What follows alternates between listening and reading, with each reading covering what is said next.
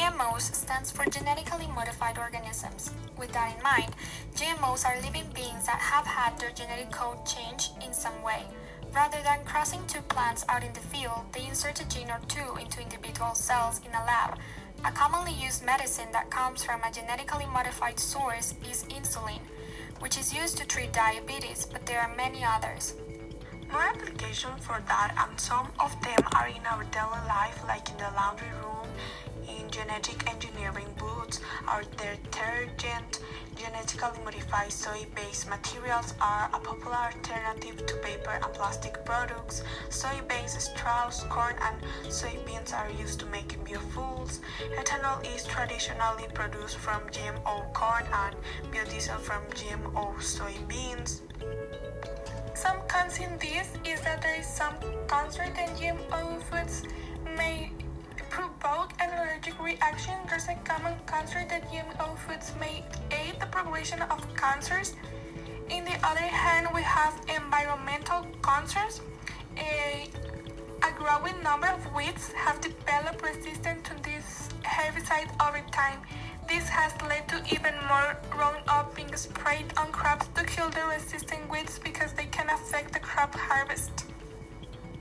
The advantages of GMO crops have been genetically modified to express a gene that protects them against pests and insects. GMO's technology has reduced chemical pesticide by 37% and increased crop yields by 22%.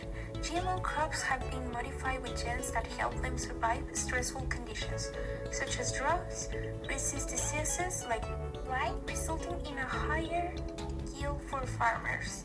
Genetic modifications can increase the nutritional value of foods.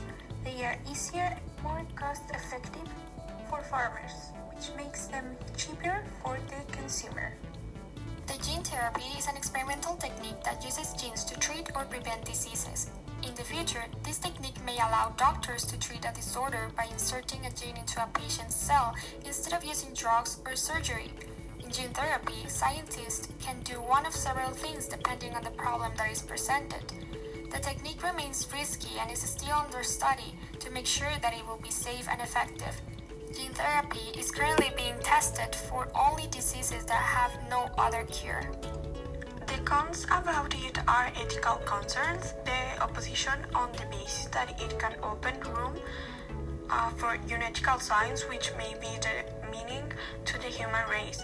The thoughts that gene therapy creates a perfect human has been very controversial, and the costly treatment option, because the cost of performing gene therapy is likely to be high because it involves sophisticated equipment and high-level expertise, and it can go wrong because gene therapy can fail to work thus. The advantages of this therapy is that it's a source of hope. Gene therapy intends to correct such birth defects responsible for more than half of infant mortality is laudable. Promises a cure for the chronic illnesses that are currently incurable, for example, cancer, that cause agonizing pain in many. Another one is that improve the quality of life. Some of the initially incurable diseases can be managed and possibly eliminated when we involve gene therapy.